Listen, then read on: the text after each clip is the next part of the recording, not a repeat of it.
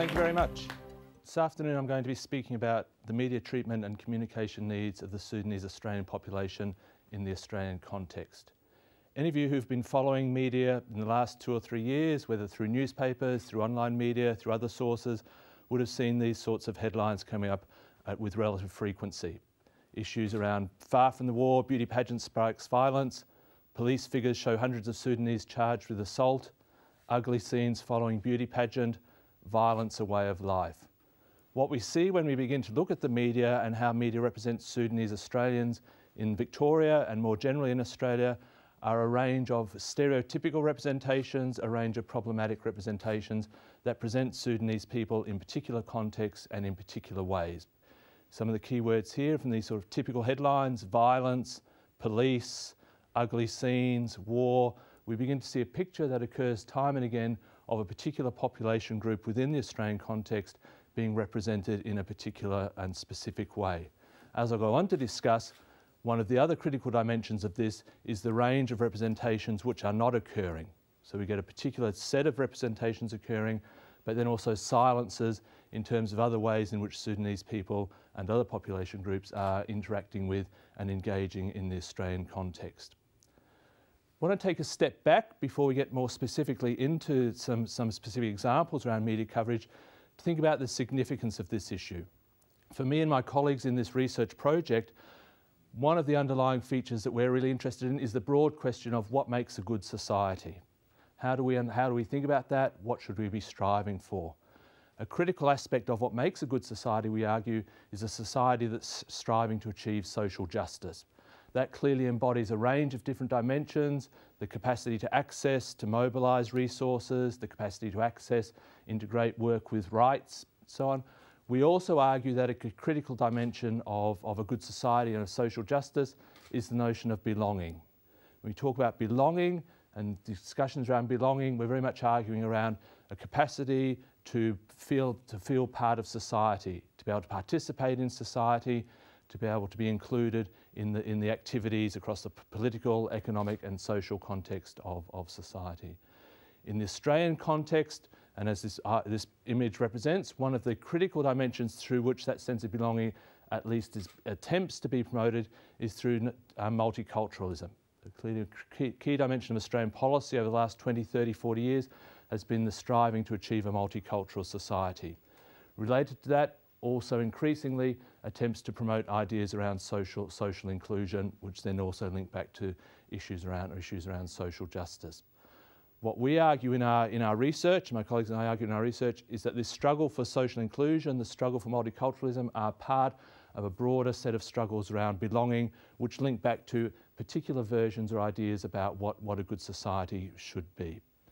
Again, as we go through the discussion, we'll see that in the Australian context, as in many other contexts, a range of significant challenges, problems emerge in terms of trying to achieve the goal of belonging and of social inclusion.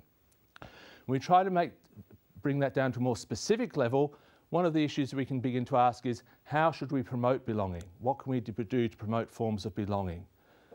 One of the key ways in which belonging can be promoted is through forms of communication, whether that's through individual communication, group communication, but clearly also through the mass media, whether it's through newspapers and broadcast or through newly emerging forms of media, online media, social media.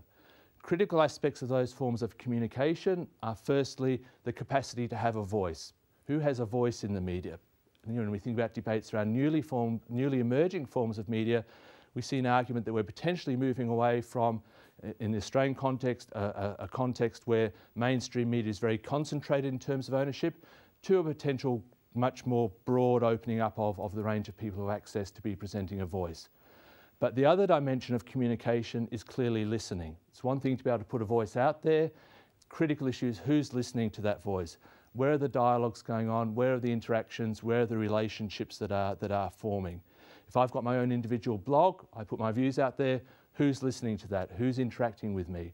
What's the difference between myself and the Murdochs of the world, who've obviously got a much bigger platform? So communication, and in the media context, is not only about being able to express a perspective or a voice, but who's engaging with it, who's listening to it.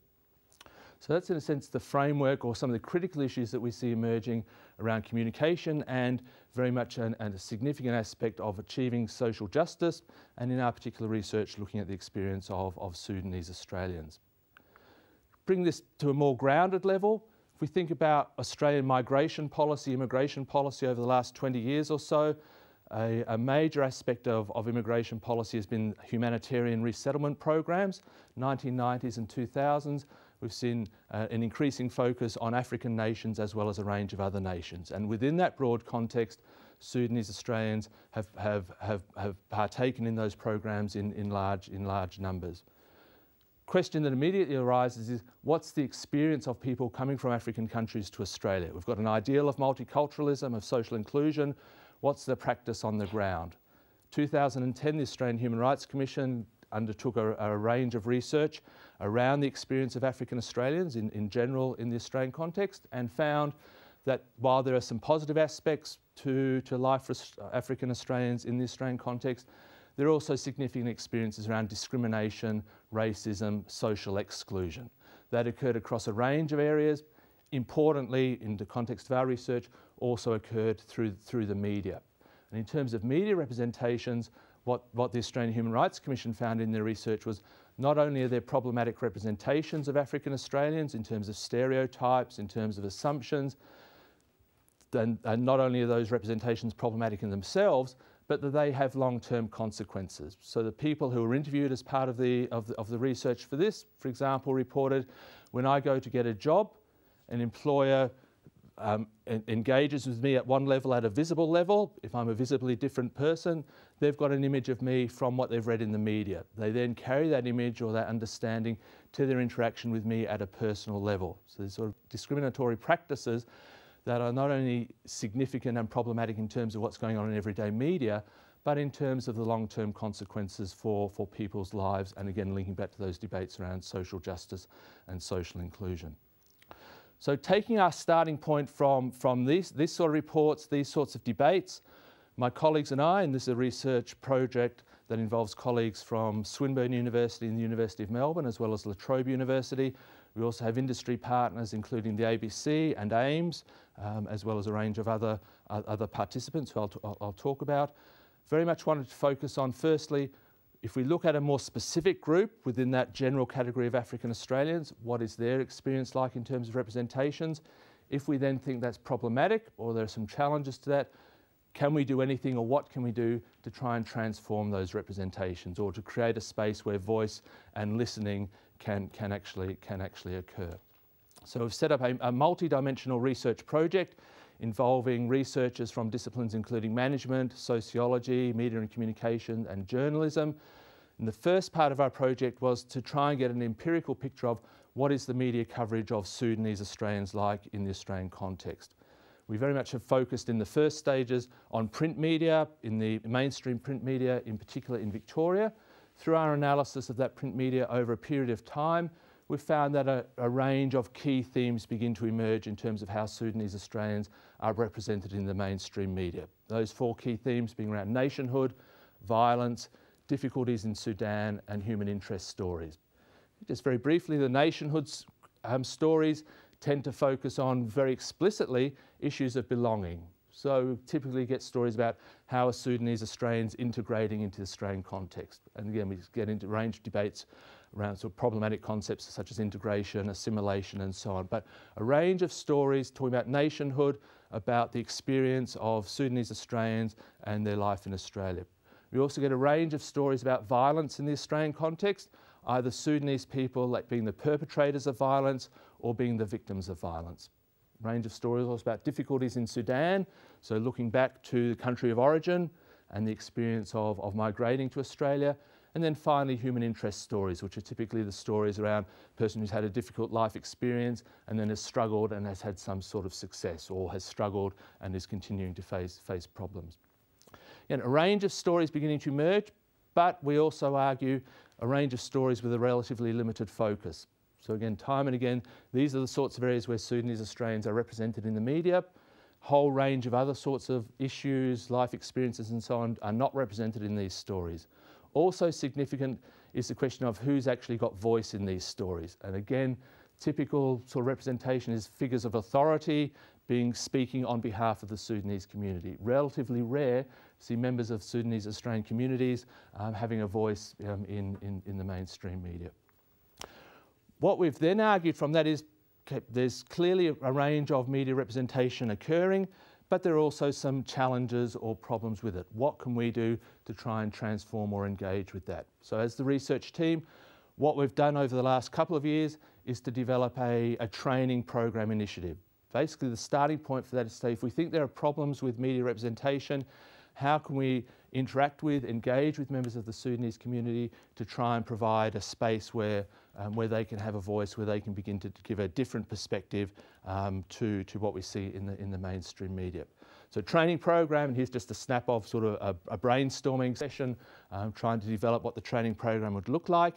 Typically involves around 10 to 12 weeks of sessions, 12 to 15 people participating in the training program, and the training is really organised around two key aspects. Firstly, providing a range of technical skills, how to write a story, how to access sources, how to frame particular issues. So providing those sort of technical skills that journalists need, but also critically in terms of the training program, we argue that there's a really significant dimension that needs to be about relationships. So as in many industries, to be able to get your stories out there, to interact with people, what are the relationships that you can form? So through the training program, we've had mainstream journalists come in and provide training. So part of that is because they've got the skills, but also it's an opportunity for participants in the training program to interact with journalists, to speak with them informally, to make those sort of soft networks, those relationships that may be beneficial further down the track. Related to that, we've also set up a mentoring program in the training, whereby the participants in the training program, and here we've got a couple of our participants, Scott in the front foreground there, where they're involved in mentoring relationships with journalists. They go to the journalist's place of work, they meet with them outside of class, again trying to build up that social capital, those relationships that may provide opportunities, and again just give access to sort of knowledge that can't necessarily gain just from being in a classroom context. So the training program is very much organised both around technical skills, but also recognising the significance of the social side of journalism and of communication. I've had 2 full rounds of the full training as well as a pilot. What are some of the outcomes of that? In concrete terms, some of the outcomes include the setting up of a blog by participants in the training program. So as a first step, recognise a way to get different perspectives or get stories out there from a different perspective to give voice to the participants in the training program. So again, that's one form of voice. The question is, who's listening to that? And difficult to measure in some ways, but we had some indication through last year where a couple of issues emerged. Some of the mainstream media had obviously logged on or found the blog. They started to approach participants in the training program to get their particular perspective or their viewpoint on the particular issue. So relatively small steps, but nevertheless an indication of at least the beginning of an opening up of a dialogue. Ideally, where we'd like to see the blog go is that it's a blog that's controlled by the participants in the training program, becomes an independent site of media, an independent and strong source, but also it's a site that does create relationships with other forms of media and becomes recognised as a significant site for information coming from the Sudanese-Australian community and from the participants in the research project. So again, what we're seeing, what we're arguing is that when we think about social justice, about the promotion of a good society, communication is a critical dimension of that. When we think about communication processes, when we look to media as a form of communication, some significant challenges with how the mainstream media covers particular groups. We're arguing that providing training, providing this sort of context is a way to at least begin to challenge those sorts of dominant framings or dominant narratives. And again, within that, while we're focused on a particular population group within the Australian context, we think there are certainly lessons here that could be provided in other contexts that could be picked up by people working or members of other social groups within the Australian context. So finish, there are significant issues in terms of media representation, forms of social inclusion and exclusion. If we think communication is a critical voice, a critical space for the promotion of belonging. We need to be thinking creatively about ways that we can promote forms both of voice and of listening. Thanks very much.